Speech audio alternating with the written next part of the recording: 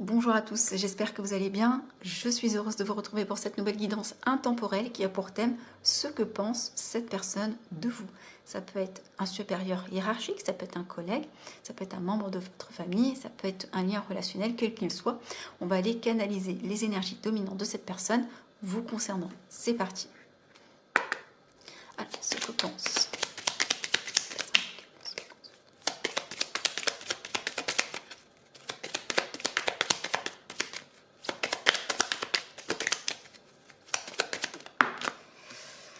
Rigolo, nous avions la cigogne au deck avant de démarrer et c'est cette carte qui ressort maintenant. Alors, ce qu'elle pense de vous, ou l'idée qu'elle se fait de vous, comment elle vous voit, comme quelqu'un qui amorce un nouveau départ, comme quelqu'un qui est bien décidé à finalement acter quelque chose de nouveau. Pour certains, possiblement, elle vous voit en phase de déménagement, en train de, par exemple, tout simplement changer de domicile, changer de pays, changer d'entreprise, quelque chose comme ça. On voit qu'il y a vraiment quelque chose qui, encore une fois, qui vibre avec le renouveau. Ça peut être une naissance, quelle qu'elle soit. Ça peut être réellement une naissance au sens premier du terme. Ok, possiblement, vous attendez un enfant si vous êtes une femme ou vous souhaitez un enfant. Possiblement, si vous êtes un homme, votre conjointe attend un enfant. Il y a cette notion de vouloir aller vers quelque chose de nouveau et d'être prêt, surtout, à ce renouveau et de le vouloir.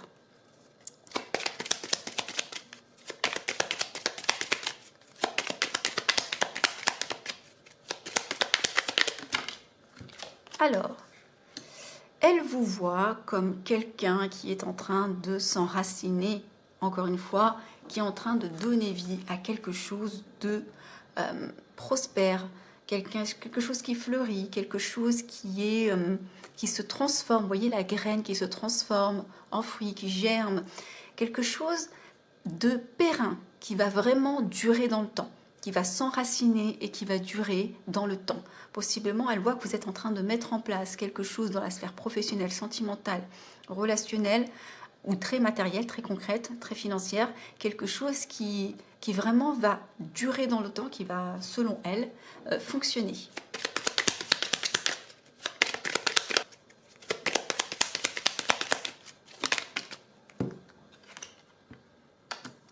Elle peut potentiellement penser que vous aimez jouer avec le feu, puisqu'elle est sortie sur la bougie. Elle peut vous voir comme quelqu'un qui n'a pas peur de prendre des risques, de dire ce qu'il pense ou ce qu'elle pense pour quelque chose qui lui semble plus juste et plus enthousiasmant. Elle vous voit comme quelqu'un qui est en train de clôturer un cycle, qui sait exactement ce qu'il veut ou ce que vous souhaitez, hein, puisqu'on parle de vous. Elle vous voit comme quelqu'un qui sait exactement ce que vous souhaitez et qui n'avait pas peur finalement d'aller vers quoi vous voulez aller.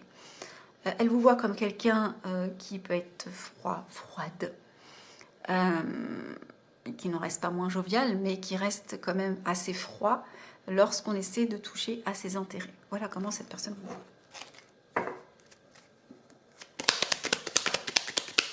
Elle peut aussi vous voir, je me dois de vous le dire, comme quelqu'un potentiellement de faux, de pas toujours, de quelqu'un qui a un double, pas un double visage, parce qu'ici les deux visages ont la même expression, mais ouais, d'être un peu mi-figue, mi-raisin, de ne pas savoir à quel sens se vouer avec vous.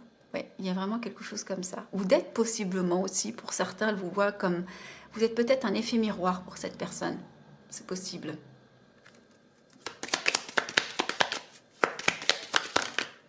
Alors, ici, qu'est-ce que nous avons? Le dialogue est rompu avec cette personne où il n'y a pas de dialogue, il n'y a pas de communication, tout simplement. Pas nécessairement que la situation soit conflictuelle, peut-être que pour certains, oui, parce qu'il y a eu effectivement cette situation un peu ambivalente. Hein.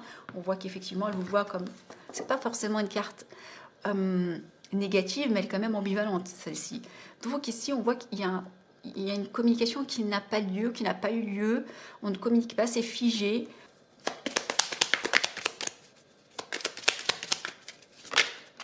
Non pas que ce soit lourd, mais tout simplement, il n'y a pas.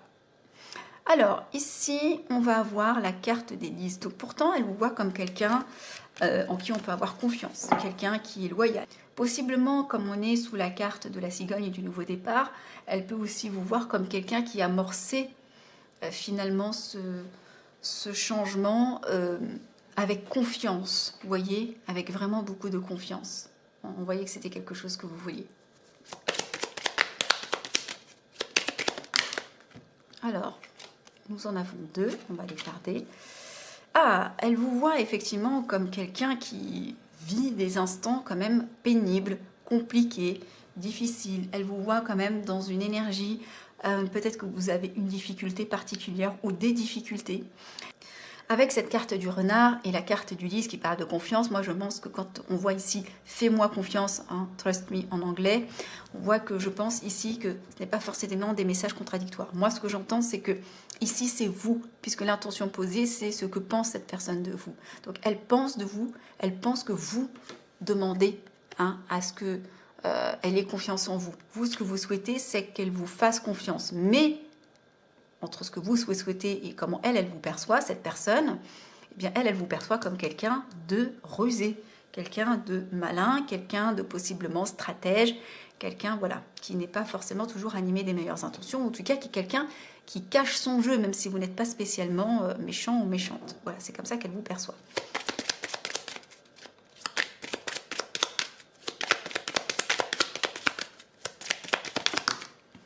Alors ici, nous avons... Elle vous voit comme quelqu'un qui n'a pas encore atteint un idéal, peut-être. Elle vous voit comme quelqu'un peut-être qui n'a pas atteint ses rêves, tout simplement, qui n'a pas encore concrétisé, matérialisé tous ses rêves. Ou peut-être que c'est vous qui incarnez ce rêve pour cette personne, et elle vous voit comme quelque chose qui n'est pas. On va aller voir ce qu'il y a comme information.